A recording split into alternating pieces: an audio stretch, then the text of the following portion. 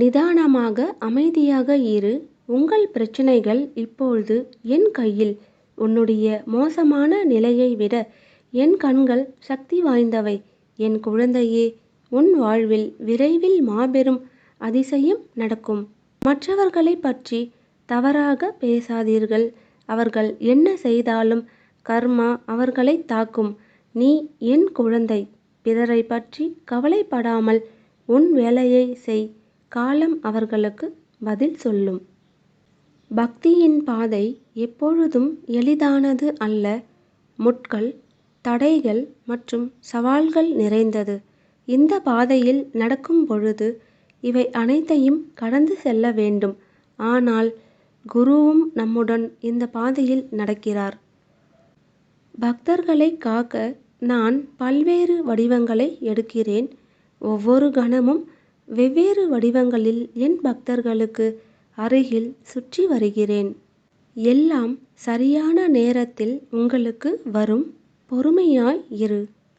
அமைதியான மனமே வாழ்க்கையில் எந்த ஒரு சவாலையும் எதிர்கொள்ளும் இறுதி ஆயுதம். நீங்கள் பாபாவை பார்க்கும் தருணம் உங்கள் மனம் அமைதியடைகிறது.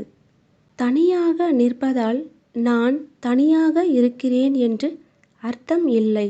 எல்லாவற்றையும் நானே கையாளும் அளவிற்கு நான் வலிமையானவன் என்று அர்த்தம்.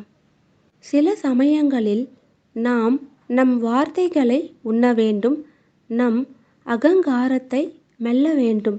பெருமையை விழுங்க வேண்டும். நாம் தவறு என்று ஏற்றுக்கொள்ள வேண்டும்.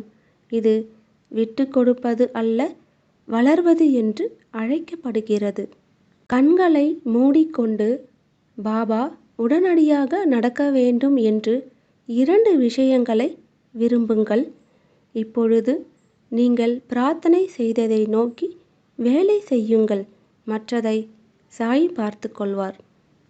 மௌனம் வார்த்தைகளில் மட்டுமல்ல, எண்ணங்களிலும் முக்கியம். வெளியில் மௌனமாக இருப்பது உணர்வு இல்லை, ஆனால் உள்ளுக்குள் எரியும் மற்றும் மன ரீதியாக உலகை பொதுவாக துன்புறுத்துகிறது. மௌனம் என்றால் அமைதி, வாய்மொழியாகவும் உள்ளிருந்து. நீங்கள் இரகசியமாக வழியில் வாழ்கிறீர்கள் என்பதை நான் அறிவேன். யாரையும் தொந்தரவு செய்ய விரும்பாமல் ஒவ்வொரு இரவும் தூங்குவதற்கு நீங்களே அழுகிறீர்கள். வேறு என்ன செய்வது என்று உனக்கு தெரியாது. என்ன நடக்கிறது என்று எனக்கு தெரியும். நான் எல்லாவற்றையும் கவனித்துக் கொள்கிறேன். நான் எல்லாவற்றையும் பார்க்கிறேன். நான் ஏற்கனவே உங்கள் சார்பாக வேலை செய்கிறேன். ஓய்வு. என் உள்ளங்கையில் உன்னை வைத்திருக்கிறேன். நாளை நீங்கள் புத்துணர்ச்சியுடனும் ஞானத்துடனும் புரிந்துணர்வுடனும் எழுந்திருப்பீர்கள்.